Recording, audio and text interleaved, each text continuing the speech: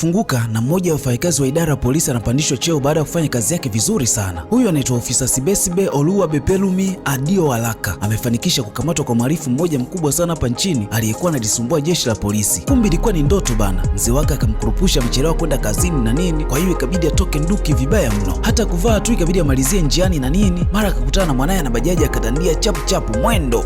Alipofika akawa ameshuka, hakumlipa mwenye bajaji na nini. Mchizi akapiga kelele kishenzi, lakini ndo hivyo tena, imeshaisha hiyo. Sasa huyu mchizi anaitwa Bobo, ndo alimtafutiaga kazi kwenye hii ofisi hapa. Mchizi alimind kinoma, maana kuchelewa kwake tu kutamfanya hata yeye kazi yake ingie matatani. Na hapa madam amefika muda mrefu sana. Cheki mpodozi wa Sibesibe sasa amekuwa kama jokeri hivi. Siba akamkuta madam anaongea na wafanyakazi wengine na nini. Huyu mama ni mkali kishenzi. Siba alipoingia tu akafutwa kazi. Siba akajitetea, samani ma, sikutarajia kuchelewa, tumbo lilikuwa linanisumbua sana, nimeharisha tangu jana, muulize Moji. Sasa Moji hizi taarifa hana. Madam akauliza kama kweli Moji anajua na nini. Moji ikabidi akubali tu ili kumlinda mshikaji wake. Pale pale wote wakafukuzwa kazi. Kwa hiyo muongo na aliyemtetea wote wamefutwa kazi. Noma sana hii. Mara kaingia Bobo tena, ameleta taarifa za gari ya madam na nini. Akaulizwa, wewe si ndio ulimleta huyu hapa na uliapa kabisa kwa jina la miungu ya kwenu, ukasema yuko vizuri sana huyu, si ndio? Madam, huyu mwanamke anaweza kufanya kazi, ni mtu poa sana, anajua kazi yake vizuri. Hata hivyo na hapa kwa jina ya miungu yetu ya ardhi yetu ya nyumbani, ni mtu poa sana huyu. Sasa madam na huyu naye akamfuta kazi. Kwa hiyo watu watatu wamefutwa kazi kwa kosa la mtu mmoja tu. Siba akaja kuomba msamaha kwa baba yake hapa na nini. Mzee haelewi alizaa binadamu kamili au mfano wa binadamu tu, licha kuwa na umbo la binadamu. Huyu ana macho ya binadamu, injili ndani ya wanyama kabisa. Wewe ni mnyama, ni ndege, wewe ni laana kwenye hii familia. Kiukweli wewe sio binadamu wa kawaida, nasema ukweli kabisa. Umefukuzwa kazi mara ngapi? Hadi kufikia hapa Sibesibe amefukuzwa kazi kwenye ofisi 22. Hiki kitu hadi mzee kinamuumiza kinoma. Baba Olode, samahani, sio makosa yangu, ni kwa sababu ya ndoto niliyoipata wakati nimelala. Siba akasema kazi zote ambazo amefukuzwa sio sehemu ya ndoto zake, na kazi ya ndoto yake ni kuwa polisi tu, lengo lake ni kukamata wezi. Akasema kwenye ndoto yake ameota amemkamata mwizi mkubwa sana hapa nchini na amevalishwa nyota 3 kwenye mabega yake. Ni wakati wa kuziishi ndoto zangu. Nakumbuka na ndugu yako AIG, inspector msaidizi wa polisi, nisaidie ongee naye, nisaidie kuingia kikosini tafadhali, na kuahidi nitakufanya ujivunie sana, nipe miezi 6 tu, kama nisipokuheshimisha nikatae mazima. Mzee akasema nafikiri unapaswa kujiunga jeshini, nadhani hiyo ndio itakuwa nzuri sana kwako. Sitaki kwenda vitani, kwa hiyo unataka kuwa polisi wa ndani tu, nitakuwa nakamata wezi tu niwapige shaba. Mzee akacheka kishenzi. Mungu, umeona kazi ya mikono yako hii? Hajaondoka nyumbani kujiunga na jeshi wala kushika silaha, siwezi kukuruhusu uende huko, lakini pia kuna mtu anamjua jeshini, utakuwa unahangaika na mitambo mizito tu. Wakati mzee anaelezea hapa, Sibesibe na makeup yake alikuwa anacheza tu, lakini Sibe anachokitaka ni kujiunga na jeshi la polisi. Hataki kabisa kwenda jeshi la wananchi, sio nini, hataki hayo mambo. Baada ya wiki mbili kupita, hatimaye mzee amefanikiwa kumtafutia nafasi kwa kaka yake AIG huko mjini. Kwa hiyo Sibesibe rasmi anaenda kujiunga na jeshi mzee. Mzee akampamba sana mwanae kuwa na tabia nzuri mbele ya kaka yake na nini, lakini ukweli ni kwamba anaijua vizuri tabia ya mwanae. Akifika huko watajuana wao wenyewe. Mzee akamsisitiza sana mwanae asije kufukuzwa mara ya 23 na ibaki pale pale 22. Siba akasema atamfanya ajivunie yeye mwenyewe tu, ndani ya miezi 6 atajivunia kabisa. Mzee akamtakia kila heri mwanae huko aendako na nini. Noma sana mzee. Bobo ana watoto wengi mno kama njugu mzee, anazaa vibaya mno na wote hao wanataka chakula. Kwa hiyo watoto wake wote wakaja kumlilia chakula hapa na nini. Mwana ni mkali kishenzi, akawa amewafukuza. Ondokeni huko, nendeni kwa mama zenu, kawalilieni huko Makande. Noma sana mzee. Pale pale akaja Alpha. Huyu mchezi ni mtaalamu wa kutengeneza vitu feki vionekane original, na hapa amekuja kumtafuta Sibesibe, kwa hiyo akumkuta hapa mzee. Sasa tangu Sibesibe amfukuzishe kazi Bobo hataki kabisa mazoea naye, na hata kuulizwa tu huyo mtu hataki kabisa, anatamani akumeze. Noma sana hii. Haikuchukua muda sana Sibesibe naye akafika eneo la tukio, anafurahi kishenzi, lakini Bobo hataki mazoea naye kabisa. Ikabidi Alpha ampatie viatu vyake Sibe na nini. Noma sana mzee. Mwana akasema alitumia hadi AI kutengeneza picha yake. Basi Sibe alifurahi kinoma, lakini Bobo hataki kabisa shobo. Sasa hiki cheti atakitumia kwenye kuomba nafasi ya jeshi la polisi na nini, maana akusomaga, kwa hiyo akaamua kufoji tu. Noma sana unaambiwa. Bibi akasema anaenda, lakini sio muda sana atarudi hapa kuwachukua Bobo pamoja na Moji. Ana deni lao kubwa sana hawa. Basi bana Siba akasafiri hadi mjini kumtafuta mjomba wake AIG. Alipofikishwa mjini akawa ameshushwa, akalipa nauli vizuri tu, lakini hakurudishiwa chenji mazee. Akalaani kinoma, hatari sana hii. Sasa safari ya kuitafuta nyumba ya mjomba mjomba wake ikaanza rasmi sasa ile anwani ikamwelekeza kwenye huu mjengo hapa. Basi alifurahi kishenzi unaambiwa, akatoa simu yake pale akaanza kujirekodi na nini. Basi anatamba mno, akasema nimefika kwenye mjengo mjomba wangu ni AIG, mjengo mkubwa mno, alafu mnajua nini, naishi maisha ya kifahari sasa hivi, angalia mjengo huo. Pale kuna mwanamke mwingine akashuka kwa gari mzee, akaanza kufoka kishenzi, wewe ni nani? Sikuelewi, una maana gani kusema mimi ni nani? Kwa nini upo mbele ya nyumba yangu? Nyumba ya mjomba wangu ni yako, mjomba wako ni nani? Uko sawa kweli wewe? Basi wakaanza kufokeana hapa nje na nini, noma sana mzee. Mchizi kabidi aulize, baby kuna amani? Hapana, angalia huyu kichaa aliyesimama hapa, mama yako ndo kichaa wewe, na uliyemleta mama yako ni kichaa. Yani wakatukana wote wawili. Natasha ikabidi atumie ubabe sasa kumchomoa Simba getini na nini. Simba ikabidi ampigie simu mjomba wake, kwa nini atishiwe kwa geti la mjomba wake? Mjomba akasema yuko nje na amuone. Alipoangalia namba ni 16, lakini maelezo ya chini ni tofauti kabisa. Kumbe amechanganya nyumba mazee. Kwa hiyo akapewa maelekezo afike kwenye nyumba husika na nini. Noma sana mazee. Natasha akasema ondoka kabla sijafungulia mbwa wangu. Nani unamtishia mbwa? Unataka kuwaona mbwa Unataka kuwaona mbwa? Simba akasema najua nikifika kwenye nyumba ya mjomba wangu itakuwa kubwa zaidi ya hili jeneza lako. Natasha akawa ameshinda hii vita mazee. Sasa alipofika kwenye nyumba iliyoelekezwa, Simba akachoka kabisa. Alijua mjomba wake anaishi maisha ya kitajiri, kumbe amepanga uswahilini kabisa. Mdomo wote kuisha. Sasa alipoingia ndani akakutana na mishemishe kibao, yani kila mtu yuko busy na mambo yake tu, wengine wanagombana kisa watoto. Noma sana mazee. Hatimaye akakutana na mjomba wake hapa, akauliza kwani nyie ni mapacha na mwingine ni AIG? Hakupata majibu hapa mazee, anayashangaa mazingira tu. Noma sana hii. Basi bwana, baada ya muda mjomba akaomba matokeo ya Simba na nini. Alipoyatazama tu aliyapenda sana unaambiwa. Simba akaanza kujisifia sasa, nilifikiri utasema madogo, hayo ndo matokeo yangu madogo kuwahi kuyapata. Mimi nina akili sana, nina akili. Noma sana mazee. Lakini mjomba akashangaa kuona mwaka aliomaliza shule umeandikwa 2027 na hii ni 2026. Hapa ndo akagundua sasa amedanganywa. Noma sana hii. Simba akamlaumu kishenzi aliyemtengenezea yale matokeo mazee. Samahani, yani huyu mpuuzi ananiomba hela kila mara kama kafanya kazi nzuri mno. Kumbe kanichafua tu. Lakini mjomba akashangaa kuona mchizi aliyetengeneza amepatia kweli ya. Noma sana hii. Simba akasema Alfa ni mzuri mno, yupo poa kinoma, yani kama akitengeneza leseni ya udereva, kama sio tarehe hauwezi kuelewa chochote, hauwezi kugundua kama ni feki. Yule mjinga anaweza kukutengeneza wewe mapacha na hautakuja kujua kama hampo mapacha. Yuko vizuri kinoma yani. Simba akaanza kumsifia mwizi mbele ya polisi. Basi bwana, mjomba ikabidi ampe masharti ya kukaa hapa na nini. Akasema la kwanza, usidanganye. Simba akasema hata danganya kabisa, kama usingekuwa binamu yangu ungekuwa stendi sasa hivi. Sheria ya pili, kufoji ni kosa. Samahani, sikuwa na matokeo ya jambo na nataka kuingia sana jeshini, tafadhali nisaidie mjomba. Mjomba akasema anatakiwa kufanya mtihani mwingine na atasubiri hadi mwakani ndo waombe tena nafasi kwa jeshi la polisi. Lakini kwa kipindi hiki mjomba akasema atamtafutia kazi ya kufanya. Natasha ni mtu wa madanga sana. Sasa leo kuna danga moja kalipata la maana mno, kwa hiyo anasubiri simu moja tu, akipigiwa anaondoka. Wakati anachagua nguo hapa, simu yake ikaita kwa sauti kubwa mno. Ilikuwa ni simu ya yule tajiri mazee. Akaambiwa anahitajika baada ya muda mfupi, kwa hiyo ajiandae hapa ili asepe huko. Washikaji zake akamtaka badili mlio wa simu yake na nini. Hawa badili simu yenyewe kabisa, maana inaita kwa sauti ya juu mno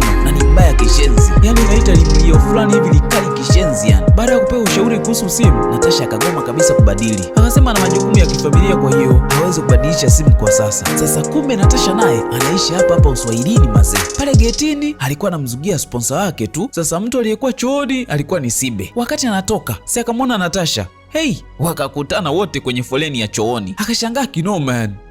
Mnaona ninachokiona mimi? Maajabu hayawezi kuisha. Kwa hiyo hapa ndo unaishi na unajifanya babako anamiliki eneo lote hili? Natasha akasema nina pesa, lakini naishi tu hapa. Funga domo lako hilo, una pesa gani? Mtu mwenye pesa anapanga mstari kwenda chooni. Bora mimi ni mzuri kuliko wewe ambao unadanganya kuwa mjomba wako ni AIG wakati anakusanya 10 kwenye bajaji. Watu wakacheka kishenzi yani. Noma sana hii vita, sio kitoto naambiwa. Sasa Sibi akapata kazi kwenye ofisi moja ya saluni hapa na nini, akaanza vizuri kabisa kazi. Kila anayekuja hapa anampiga search na nini, lakini akajichanganya akampiga telo mteja mmoja hivi kimakosa. Alikuwa anafikiri pengine ni mwizi. Noma sana hii. Kwa hiyo hapo akafutwa kazi mazee. Hii ni kazi yake ya ngapi? Ya 23. Anafutwa mazee. Na alimwambia mzee wake haziwezi kufika 23, zitaishia 22 tu. Ya 23 itakuwa mazima. Lakini na hii nayo kafutwa kazi. Itakuwaje mtu wangu? Sasa Natasha anamhudumia baba yake mgonjwa. Kwa hiyo anapambana sana ili mzee wake atibiwe na nini. Baada ya kupigiwa simu, akaahidi kesho mapema sana atamtumia mzee wake mkwanja ili aendelee na matibabu. Sasa Simba wakati anarudi nyumbani akaokota simu ya mzee wake. Akawa anamuita 22 na nini. Akamsihi sana asije kuharibu tena kazi, asije kufukuzwa kafukuzwa kwa mara ya 23.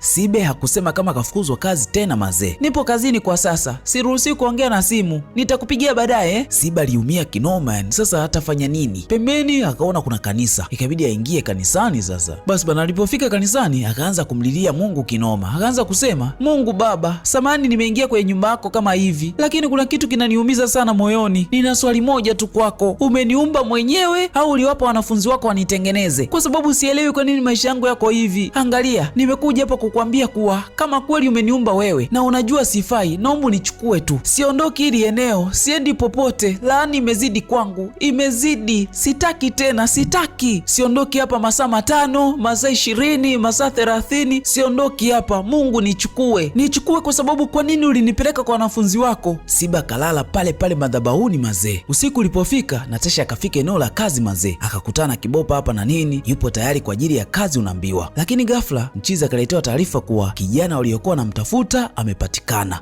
Hey!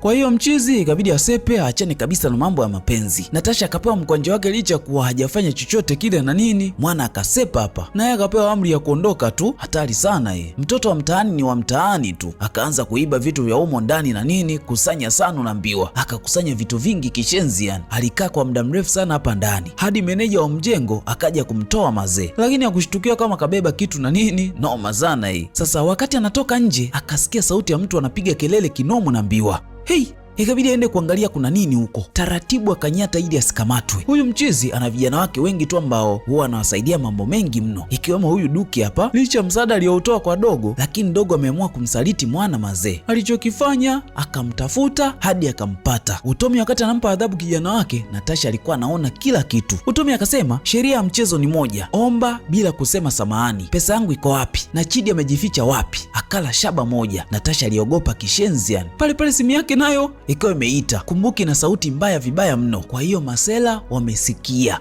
Hey! Bibi akajaribu kujitetea kwa kukimbia, lakini hakutoboa. Amekamatwa mazee. Walipomsachi wakakuta vitu ambavyo aliviiba ndani. Alijitetea kinoma, sijui hajaona na nini, lakini kosa kubwa ni kuvunja vitu vya Mchizi. Hilo ndo kosa ambalo linamhukumu bibie mazee. Nitakupa staili yoyote unayoitaka. Unataka ipi? Mbuzi kafia kwa muuza supu au nitafanya bure kabisa? Niache tu niondoke, naomba niache tu. Sasa ili aondoke hapa, Utomi akamtaka wacheze game, yani akimbie halafu yeye anapiga risasi. Asipompata basi ameshinda. Akifa ndo vile tena. Naoma sana hii. Natasha akaanza mwendo sasa, lakini ukasikika mlio tu. Hey! Huku Sibe alipitiwa na usingizi, akajua labda kasha kufa tayari, lakini akajikuta kanisani na njaa zake na nini, mbu wamemchapa vibaya mno. Sibe akaendelea kusisitiza chiwe na nini, akasema nichukue kwa moto, kwa nguvu, nichukue kwa radi. Ikapiga radi moja takatifu pale pale, umeme ukakatika. Hey! Aliyekuwa naomba achukuliwe kwa radi akaanza kuogopa tena. Mvua kali ikaanza kunyesha na giza kubwa mno. Kwa hiyo bibie akaanza kutafuta mlango wa kutokea arudi nyumbani na nini. Alipowasha taa tu ya simu, akashtuka kukutana na Natasha. Hey! Unafanya nini hapa? Hauoni mvua inanyesha nje? Kumbe Natasha alipona bana. Inanyesha na ukaje kanisani kama hivi? Hebu angalia ulivovaa. Unataka kumtongoza mchungaji? Sikiliza, sina muda na wewe. Kwa hiyo niache kabisa. Radi ikaendelea kuchapa hapa. Inazidi kuwachanganya tu hao watu. Basi bana, ikabidi washikaji waangushe tu hapa kanisani na nini. Walipitiwa na usingizi hadi asubuhi unaambiwa. Sibe akashtuliwa na simu inaita hapa. Alikuwa ni mjomba anapiga. Akamuulizia yuko wapi kwa sasa, lakini Sibe akasema yupo kazini. Yaani ilikuwa ni uongo tu. Hatari sana hii. Kumbe leo ilikuwa ni siku ya ibada kanisani na wao wamelala nyuma ya kanisa kabisa. Kwa hiyo ikabidi wanyanyuke tu ili wasepe. Hatari sana hii. Huku mchungaji akasema, watumishi, mvua ilinyesha jana usiku, imeharibu sehemu ya paa letu. Kama unajua Mungu amekugusa moyo wako ili usaidie kanisa lake, tafadhali njoo mbele hapa. Sibesi akatoka yuko na mwanae Natasha. Pesa hawana, watalipa nini sasa? Halafu kanisa linawashangilia kinoma na mchungaji anawasifia kinomo na mbiwa. Wakaona huu ni msala sasa, wakatoka mbio vibaya mno. Sasa walitembea kwa muda mrefu sana. Natasha akamtaka Sibe kama vipi atafute taksi ili iwafikishe nyumbani, lakini Sibe akasema hana pesa ya kulipa hiyo taksi. Natasha akasema atalipa. Kwa hiyo bibi atafute tu taksi, yeye atalipia. Wakati wanabishana hapa, watu walikuwa wanawashangaa tu muda wote. Hawa watu vipi? Mbona wanabishana sana barabarani? Kweli bwana, washikaji wakapanda niga kurudi nyumbani na nini. Sibe alikuwa anapiga miayo kishenzi yani. Hiki kitu Natasha akipendi mno. Sibe naye sio mnyonge na nini, akaanza kulitetea pigo lake. Kwa nini aseme wakati anapiga mwayo? Dereva kashangaa. Unaongea na mimi au? Siongei na wewe. Mtu ninayeongea naye anajijua. Dereva kampotezea tu. Ile wamekaribia kufika nyumbani, Natasha akaanza kuulizia pochi yake na nini. Sibe nikajua nataka kumruka tu ili alipe mwenyewe. Uliniambia niite taksi, nikakwambia sina pesa. Halafu sasa hivi nimeita gari unaniambia umesahau begi lako. Nani atalipia taksi sasa? Dereva akasimamisha gari kwa nguvu mno. Akaona hapa kuna kutapeliwa hapa. Akamshusha Sibe kwenye gari lake na nini. Noma sana unaambiwa. Sasa Sibe alipofika nyumbani akakuta watu wanasikitika kinoma yani. Alipoangalia chini akamwona Natasha. Alipotazama pembeni akamwona amesimama tena. Sibe hadi hapa haelewi nini ni nini. Ndo akili karudi nyuma sasa. Siku ile kumbe Natasha kutoboa mazee. Alipigwa risasi akafa pale pale. Na pale kanisani watu walikuwa wanamuona yeye tu. Walikuwa wamuoni Natasha kabisa. Hata barabarani pia watu walikuwa wanamuona yeye tu anaongea peke yake. Kwenye gari ndio maana dereva alikuwa anamshangaa tu, kumbe alikuwa anaonekana peke yake. Sibe ndo akajua sasa kumbe huu ni mzimu. Alipoangalia pembeni akamwona Natasha, akapiga kelele kishenzi yani. Kisha akazimia pale pale. Baada ya muda bibi akapata fahamu mazee. Akahisi pengine alikuwa naota na nini, lakini pale pale mzimu ukatokea tena. Alipiga kelele kishenzi. Mjomba akapambana sana kumtuliza na nini, lakini Siba anaogopa kinoma yani. Mjomba haoni kitu lakini yeye anamuona. Hatari sana hii. Mjomba akasema amepewa kuichunguza kesi ya Natasha, kwa hiyo ikabidi amfuatie chakula ale kwanza Sibe ili yeye akaendelea na kazi. Mjomba alipotoka akawaacha wawili hapa. Siba akaanza kulia vibaya mno. Kama utanisogelea nitakulipua kwa jina la Yesu.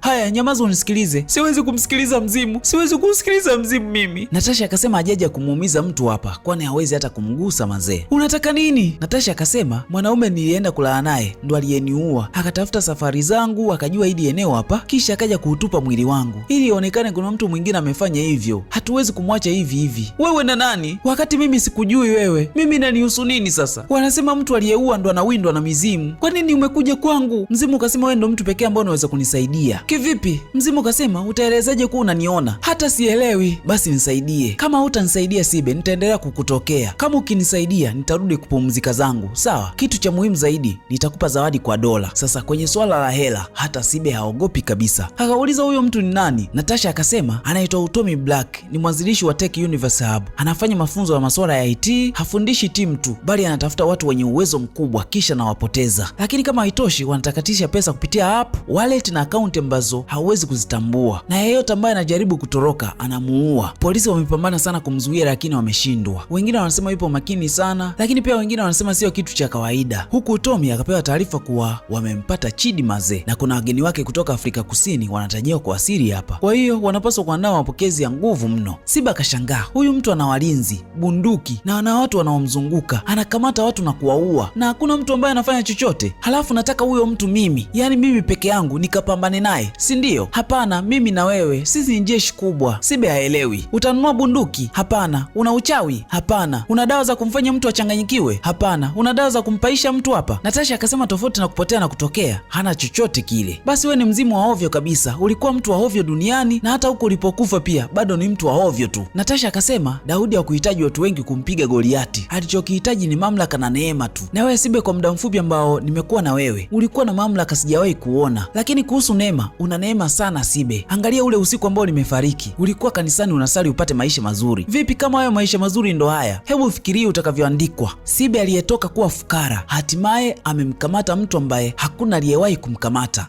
Kiukweli nasikika vizuri hiyo. Ni kama ndoto inaenda kutimia hivi. Lakini simba aliyekufa hana faida yoyote kwa kondoo aliye hai. Natasha akampa muda wa kufikiria bibia na nini, kisha akapiga na goti kabisa. Siba akashangaa kuona mzimu unapiga goti. Tangu lini mzimu unapiga goti? Noma sana hii. Huu ni mzimu wa kwanza. Natasha akasema najua tukua marafiki duniani, lakini nahitaji msaada wako. Mzee wangu anaumwa mno. Nilipaswa kumpatia pesa kabla sijafa. Kwa hiyo nakuomba nenda kachukua zile pesa umpatie. Hili likamgusa sana Sibe. Pale pale mjomba naye akawa amerudi. Natasha akapotea. Sasa mjomba akamtaka Siba afike ofisini na wenzake na nini ili wakafanyiwa upelelezi mazee. Siba anaona maisha yake ni kama movie tu ambayo haiishi kwa sasa. Noma sana hii. Sasa upelelezi ukaanza rasmi. Kwa sababu mwili wa Natasha umekutwa pale nyumbani, ikabidi wapangaji wote wafanyiwe upelelezi mazee. Maswali yalikuwa magumu mno na aliyekuwa na hoji alikuwa mjomba. Noma sana hii. Mjomba yupo serious sana akiwa kazini. Mjomba akamuuliza Sibe, nasikia ulikuwa na ugomvi na Natasha kabla hajafa. Unajua, nyamaza, utanijibu kama mtuhumiwa hapa. Siba akasema ugomvi kidogo tu, tulifokeana nje ya bafu, sikumpiga wala sikumgusa, hivyo tu. Ulikuwa wapi ule usiku ambao alifariki? Sibe hana majibu hapa. Mjomba akasema haukuwepo kazini kama ulivyosema, si ndio? ulimvizia ukamkaba, ukamuua, halafu kaenda kuutupa mwili wake kwenye mvua. Sibe haelewi, akapiga kelele kishenzi yani. Naoma sana hii. Nitatubu kilichotokea, walinifukuza kazi. Nilikuwa naona aibu kurudi nyumbani kukuambia, ili usimwambie baba yangu, lengo asihesabu kama namba 23. Nilikuwa natembea nikaona kanisa, nikaenda kumuuliza Mungu kwa nini maisha yangu yapo hivi? Kwa nini kila kitu kinaenda kushoto? Na kwa nini na bahati mbaya nyingi hivi? Nililala kanisani kabla ya mvua haijaanza. Nikaamua kusubiri tu hadi mvua iishe, ndo nikalala mazima. Sijamuua mtu. Siba alikuwa analia kishenzi yani. Sasa leo Utumi amekuja kuonyesha vijana wake video ya Duki. Muda huo amepigika vibaya mno. Akawa anawashauri wenzake wahangaika na kazi tu, wasije kujaribu kumsaliti Utumi na nini, na kama wakijaribu kumsaliti basi atawatafuta na akiwapata atawaua. Hiki ndicho ambacho wanakitumia ili kuwafanya vijana wasimsaliti. Hana huruma kabisa mazee. Sasa kuna wageni wanakuja weekend hii kwa Utumi. Utumi akaagiza mipango ya maana sana ifanyike huko ndani na nini, na kama haitoshi akaagiza mpishi mpya ambaye atakuja kupika chakula cha Kinigeria ambacho wameomba wageni wake mazee. Sasa upande wa pili kuna Tasha amemwagiza Siba aje chumbani kwake kuchukua pesa na nini ili ampelekee baba yake, lakini akashangaa kukuta chumba kizuri namna hii na kina kitanda kizuri mno. Noma sana hii. Pale pale Natasha akatokea. Siba akasema, we ni mbinafsi sana, yani umeunganisha vyumba vitatu kuwa chumba kimoja, mara alale kwenye kitanda. Noma sana unaambiwa. Akauliza, haya niambie, wanaume wangapi umelala nao hapa? Ukinipatia idadi na kurudisha duniani. Sibe, hangaika na kilichokuleta, nenda kaangalia ATM card kwa pochi yangu nyekundu hapo. Yani Sibe kwa sasa hataki kabisa kuamrishwa na mzimu, atafanya akijisikia yeye mazee. Noma sana Bibi akaanza kujipulizia marashi na nini, yeye anataka akitoka huko ndani au ametumia kila kitu cha Natasha. Basi bana Natasha akamleta Sibe hadi nyumbani kwao na nini, lengo ampatie mzee wake pesa alizokusanya mazee. Kweli bana Siba akakutana na mzee wake Natasha, kisha akampatia pesa zote ambazo aliagizwa na Natasha ampatie mazee, lakini akampatia kwa kisingizio kuwa alikuwa anadaiwa na Natasha, kwa hiyo ndo maana amekuja kulipa deni lake. Mzee alikuwa na majonzi kinoma yani. Kinachomuumiza mzee ni kuwa Natasha alikuwa ni kila kitu kwake, alimsomesha mdogo wake hadi chuo na ndugu zake wengine wote yani, na alihakikisha chakula kikauki hapa nyumbani, bila kusahau pia aliwanunulia hadi nguo za kuvaa, na ndoto ya Natasha kubwa ilikuwa ni kuwaondoa hapa ili akaishi nao mjini. Mzee alimsifia kinoma binti yako naambiwa, na kama haitoshi akaomba kwa Mungu kuwa wote waliohusika na kifo cha mwanaye wasiwe huru mazee. Maneno ya mzee alimgusa kinoma Sibe. Baada ya hili zoezi Natasha akashukuru sana kwa msaada wa Siba aliotoa na nini. Siba akaomba msamaha kwa kila kitu ambacho alikifanya kwa bibie, akasema kazi yako ni mbaya kweli, lakini we mtoto ni mzuri mno, wazazi wako, familia yako wanajivunia sana wewe. Mwisho Sibe akakubali kupambana na Utumi kwa ajili ya Natasha. Siba akasema kama yeye akifa leo baba yake hana jambo zuri lolote la kumsemea mazee, kwa hiyo hiki kitu hatafanya kwa ajili yake tu, bali hili itamfanya hata yeye awe walau na kitu chochote kizuri ambacho atakuwa anasemewa na watu mazee. Basi bana Natasha akasema inabidi wapate ushahidi kutoka kwenye nyumba ya Utumi na nini, kasheshe iko hapo. Sasa wataingiaje huko ndani? Ili waingie ndani, Siba akajifanya mtu wa mimea, mtu wa garden na nini, kwa hiyo akaja kuomba kazi hapa, lakini kazi yenyewe akawa amekosa. Noma sana hii, washikaji wako makini sana. Siba hakukata tamaa kabisa, akaja tena siku nyingine akasema anataka kuwa mchawi. Mchawi wa kompyuta. Akaambiwa arudi mwakani maana nafasi zimejaa mazee, na huu mpango nao ukawa umefeli. Basi bana hapa nyumbani mjomba amepewa notice ya wiki moja tu na mwenye nyumba aondoke mazee, yote kwa sababu ya Sibe. Siba akashangaa amefanya nini? Mjomba akasema majirani wanalalamika unazunguka hapo unaongea mwenyewe tu, unapiga makelele mtaa wote huu, kama haitoshi muda wote unawasubirisha watu chooni, na sio mara moja, mara nyingi tu. Siba akasema kwa sababu ya umbea ndo anataka kukufukuza Kwa nini mwenye nyumba hajaja kuniuliza mimi? Anataka tuondoke kwa sababu ya umbea? Mjomba akasema kwa sababu kuna mtu kakuona unaingia chumbani kwa Natasha. Hili akashindwa kujibu mazee, kwa sababu ni kweli kaingia chumbani kwa Natasha. Kama wamemwona ni kosa. Kwa mara nyingine tena Siba kasababisha matatizo mazee, kamsababishia mjomba wake afukuzwa anapoishi na nini. Akaona kabisa na bahati mbaya unaambiwa. Mwanzo walisababisha Bobby na Moji watimuliwe kazi, leo kasababisha mjomba afukuzwe. Pale pale akatokea Natasha. Siba akasema matatizo yako sio yangu, ondoka hili eneo, niache nipambane na matatizo yangu mwenyewe. Wewe sio useless, unasaidia watu, ona niache tu, nataka kuwa mwenyewe, wewe ondoka tu hapa. Natasha akasema ulipofukuzwa kazi kwa kupambana na yule mteja ambaye alikuwa anamtesa mpenzi wake, ulimwokoa yule mwanamke ili asijutie maisha yake yote. Ile siku yako ya kwanza kama mlinzi, yule mwanamke hakuwa mzuri, alimchoma moto dada wa kazi siku hiyo hiyo. Ulimwokoa yule msichana kwenye mateso siku ile baada ya miaka mingi. Siba akashangaa, umejuaje yote haya na sijawahi kukuambia? Natasha akasema mzimu unaweza kusoma akili ya binadamu na kujua mapito yao. Natasha, wewe ni mjinga. Niulize kwa nini nimesema wewe ni mjinga? Nilijua tu. Unawezaje kuwa mzimu na una nguvu tofauti na kufungua mdomo na kunitukana tu. Kwa hiyo unajua mawazo ya watu au walichowahi kufikiria au walichopitia, halafu hauwezi kutumia hiyo nguvu kupata taarifa kumkamata Utomi. Unadhani sijajaribu? Siwezi kumkaribia Utomi, kuna cheni ameivaa shingoni inamlinda sana, hasogeliwi na mzimu yule. Kama uchawi ndo nini ndo nini? Wale wengine nao vipi? Wanasema panya aliyepo ndani ndo anaenda kutoa taarifa kwa wapaka wa nje kuwa bosi wake na samaki ndani. Natasha akasema amepata njia ya kupita sasa. Meneja wa hii nyumba kwa sasa amechoka kabisa haya maisha, amechoka kuishi humu ndani, anataka kuwa na familia yake, lakini ni ngumu sana kutoka kwa Utomi. Sasa Joromi na meneja ni wapenzi, akamwambia bibie kuwa kesho atampeleka spa ili akarudishe mwili wake vizuri mazee. Hapa meneja ana mimba ya Joromi pia na Natasha analijua hili. Kwa hiyo Natasha amekuja kumsoma hapa na nini ajue kila kitu ambacho kinamhusu meneja wa hii nyumba. No mazano naambiwa. Basi bana, siku ya spa ikafika na hapa akakutana na Sibe mazee, akamweleza kila kitu ambacho anafikiria hadi alichokifanya na nini. Meneja akashangaa, wewe ni nani? Bibi akasema ni mtu ambaye anaweza kukusaidia kumtoroka Joromi na Utomi. Najua unashangaa nimejuaje haya, ningekuambia ninachojua unaweza kuhisi ni movie hii. Haikuishia hapo tu, Natasha akaja kusoma akili za dereva pia na nini. Baada ya muda akawa amesepa. Hatari sana hii. Sibe alimwambia meneja kuhusu mzimu wa Natasha, akawa haamini kabisa. Natasha akasema mwambie niulize chochote huyo. Meneja akaanza kuuliza, kwa nini niliondoka nyumbani? Akamwambia kwa sababu baba yako wa kambo alikuwa anataka kukubaka. Meneja akashtuka,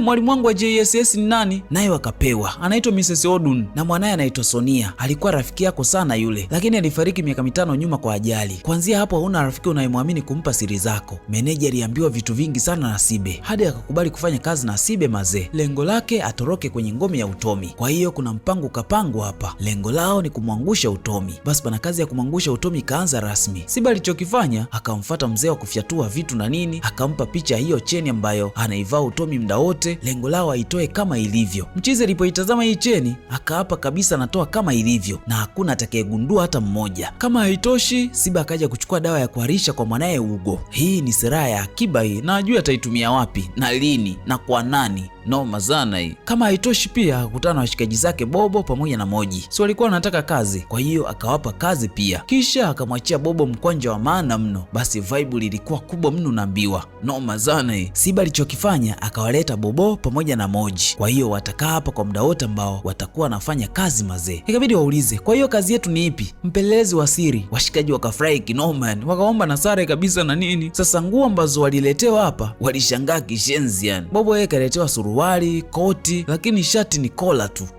Na atakuwa anavaa hivi hivi. Naoma sana naambiwa. Washikaji wakataka kusepa, maana kazi yenyewe hawaielewi. Lakini walipoambiwa watapewa $1000 kila mmoja, wakarudisha mabegi nyuma. Yani mapanga yao yote wakashusha chini. Chezea pesa wewe. Basi bana, Siba akaja kama mpishi hapa na nini, akasema anaitwa Sibesibe Oluwa ni Bepelu Mia Dio Walaka. Akapigwa search pale na nini, kisha akaruhusiwa kuingia ndani mazee. Haikuchukua muda sana, Siba akakutana na Joromi hapa. Mchizi akamtazama kinoma, kisha akasema meneja amekusifia sana, uchelewaji hauvumiliki hapa. Pale pale Joromi akokota simu ya Utomi, kisha akawa ametembea mazee. Basi bana, Utomi alipomwona Sibe kwenye CCTV kamera akajua huyu hana uwezo wote ule. Joromi akasema meneja Deswa anaamini kabisa kwenye ujuzi wa huyu bibie. Sasa Utomi ana mjomba wake ambaye anamwamini sana kwenye masuala ya teknolojia. Akamwagiza Joromi amwite ili akae control room na nini, yani angalie kamera zote ili ajue nini kinaendelea mazee. Noma sana hii. Sasa mission ya kwanza kwa Siba akiwa humu ndani ni kwenda kubadilisha cheni ya Utomi mazee. Na huu ndo muda ambao mchiza anakuaga bafuni, kwa hiyo meneja akamtaka aende sasa hivi naambiwa. Basi bana, Natasha yeye akatangulia kufika chumbani kwa Utomi, huku Sibe tumbo joto mno. Pale pale Natasha akarudi tena akamletea taarifa Sibe. Akasema kuna muda mfupi sana umebaki. Kwenye ofisi ya Utomi chini ya meza kuna briefcase. Kila kitu kipo humo ndani kwenye briefcase, sawa? Nyaraka, mafaili, namba za simu, majina, sura na kila kitu ambacho kitapelekea kamatwe kipo humo ndani mazee. Sibe akasema limeisha hilo, lakini akaambiwa sio rahisi. Mjomba wake Utomi atakuwa kwenye chumba cha CCTV kamera. Sasa ataingiaje huko ndani? Natasha akampa nywila zote ambazo zinahitajika kwenye ofisi ya Utomi mazee. Sibe akaianza safari ya kuelekea ofisini kwa Utomi. Wakati anaelekea huko akakamatwa mazee. Alikabwa hadi akasalimia habari ya mchana wakati ni usiku. Sibe akasema alikuwa anatembea tembea tu ili kuzoea mazingira, na akasema atarudia tena, ataendelea kubaki kwenye kazi yake tu. Mchizi akamtimua, unaambiwa. Hatari sana hii. Sibe akaamka asubuhi na nini, kisha akapiga goti kumwomba Mungu amsaidie kumshusha Utomi, na anataka ashinde kwenye hii vitu naambiwa. Wakiwa hapa mzee wa CCTV kamera akafika. Hey, hacheki na nyani wala hacheki na yoyote. Huyu akikaa kuiangalia kamera hatoki, yani ataangalia kamera zote. Hatari sana hii. Meneja akasema huyu mjomba na roho mbaya mno na anapenda chakula aina ya mala. Siba akakumbuka ile dawa ya kuhara. Silaha ya akiba inaanza kufanya kazi sasa. Noma sana hii. Mpango upo hapo na mbiwa. Upande wa pili Hugo akagundua kampa Sibe dawa ya kupenda, yani limbwata na sio kuharisha. Hey, alipiga kelele kishenzo na mbiwa. Huku jikoni baada ya mapishi, meneja akawatoa nje wapishi wengine wote, akabaki na Sibe peke yake. Kisha akamtaka aweke dawa kwa dakika moja tu. Yeye anaenda kumsumbua mjomba ili angalie pembeni, kisha bibi aweke dawa. Basi bwana meneja akaja kumuuliza mjomba atatumia chakula gani na nini. Mjomba muda huo alikuwa anaongea huku macho yapo kwenye kompyuta tu. Lakini aliposikia chakula cha amala na ewedu, akamwangalia meneja mazee. Hapo hapo Sibe akaweka dawa kwenye msosi wa mjomba. Huku Tommy anaendelea na kikao na watu wake mazee. Haelewi nini ambacho kinaendelea huku ndani. Basi bwana mjomba alikula vibaya mno. Alikuwa anajilamba tu. Sasa baada ya msosi kuisha, mjomba akajikuta anampenda kishenzi Sibe. Akamwagiza meneja muite Sibe na nini. Meneja alipoonyesha ile video ya Sibe akajua siri imevuja sasa. Lakini mjomba hayupo huko kabisa. Yeye anawaza kupata watoto na Sibe tu na nini. Akasisitiza itue Sibe mazee. Noma sana hii. Sasa Sibe alipofika hapa, mjomba akaanza kurusha nyavu huku anaona aibu kinoma. Hiki kitu kinamchanganya kinoma Sibe. Haelewi kwa nini kapewa dawa ya kupenda kuliko kuharisha. Noma sana hii. Mjomba akasema yupo tayari kufanya lolote kwa ajili yake. Akamwambia ruke, mjomba akaruka. Akamwambia acheze, mjomba akacheza pia. Hey, hebu lia kama paka, mjomba kalia. Nyau. Mapenzi tena, sema chochote nitafanya kwa ajili yako mchumba. Siba akapata wazo sasa. Nikikuomba kodi za kuingilia ofisini kwa bosi wako utanipa? Mjomba akasema atamruhusu apite bure tu. Hata akisema aende mbinguni atamruhusu aende. Hata nikikwambia uende ukamvalisha shingoni hiki kitu utaenda? Mjomba akakubali. Bibie akampatia mjomba sasa. Noma sana hii. Sasa Siba akaanza kwenda ofisini kwa Utomi kwa usaidizi wa mjomba. Mjomba anaangalia hatari zote mazee. Sasa Siba wakati anaingia akajigonga kwenye meza. Vitu vikadondoka chini. Aliumia lakini akajikaza tu. Kisha akalia ndani kwa ndani. Akapiga kelele ndani kwa ndani mazee. Bahati mbaya ni kwamba kuna kamba akaiacha hapa chini. Hey, zoezi la kuitafuta briefcase likaanza rasmi. Briefcase ya kwanza alipoifungua haikuwa yenyewe. Alipoangalia ya pili ndo ikawa yenyewe mazee. Ina kila kitu ambacho alikuwa anakitafuta na mbiwa. Siba akapiga picha ushahidi wote, simu, makabrasha yote ambayo yalikuwepo huko ndani na nini. Huu ndo ushahidi wa kumkamatisha Utomi mazee. Noma sana hii. Upande wa pili huku biashara inaendelea kufanyika tu. Baada ya kila kitu, Jolomi akapeleka briefcase ya pesa ofisini. Sasa huku bibie ndo anamalizia hapa na nini. Jolomi naye alikuwa anafika hivyo mazee. Hey, Sibe wakati anataka kutoka kuna kitu akakiona. Ikabidi afungue ili angalie kuna nini na nini. Yaani kodi zote za humu ndani Sibe yupo nazo. Sasa alipofungua ndani akakutana pesa nyingi kishenzi yani. Huku mjomba anamwambia maadui anakaribia. Yeye yupo busy na hela tu. Haelewi lolote unaambiwa. Noma sana hii. Basi bana Jolomi akafika ofisini kwa mchizi. Muda huo Sibe amejificha chini ya meza mazee. Si akajigonga. Hey, sangapi Jolomi asichomoe pipe? Hey, noma sana. Ikuangalia chini akaiona ile kamba mazee. Akajua huyu mpuuzi yupo hapa.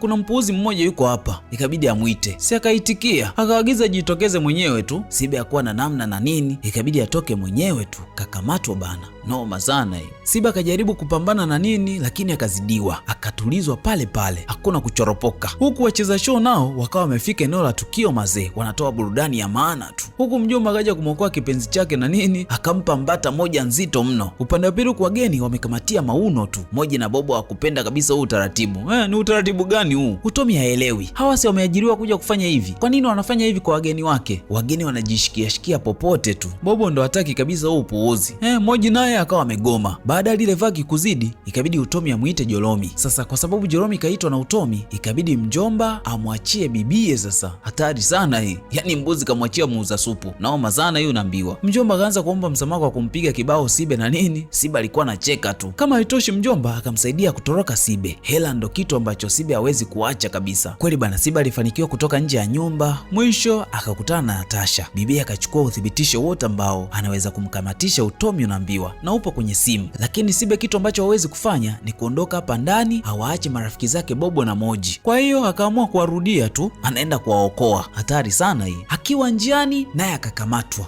Hey, washikaji wakamuunganisha kwenye kundi la watu wanne. Meneja, Moji, Bobo na Sibe. Sasa Utomi akataka kujua hawa watu ni akina nani. Bobo akasema yeye ni mpelelezi wa siri tu. Yule ndo kasababisha, mimi sijui. katika wote hawa, yani ni Sibe peke yake hana wasiwasi. Utomi hadi hapa hajui kwa nini Sibe kafanya haya yote mazee. Sibe akasema, wewe ni mtu mbaya sana mkuu, umemuua Natasha. Sikuogopi, najua kitu cha ajabu ambacho utakifanya ni kutuua tu. Muue yeye. Umemuua Natasha ukautupa mwili wake kama nyama ya sala. Amenitumia nikulipizia kisasi, ndio maana niko hapa. Kabla Utomi hajafanya lolote, mjomba akamletea taarifa kuwa washikaji wamembadilishia cheni yake mazee. Kwa hiyo mjomba akampa cheni bandia avae. Pale pale mjomba akamteka Utomi, akampa moja ya mguu. Unaambiwa mapenzi yamemfanya mjomba msaliti ndugu yake kabisa. Pale pale Sibe naye akachukua bastola 2 alivyoshika sasa, naoma sana. Unaambiwa haikuchukua muda sana, Jolomi akarudi akawasha risasi juu mazee, na alikuwa na meneja. Yani hapa hakuna kutoroka, kila kitu kitaishia hapa hapa. Naoma sana. Unaambiwa wakiwa hapa maaskari wakafika eneo la tukio. Kumbe wakati Sibe akiwa ofisini alimtumia message mjomba wake.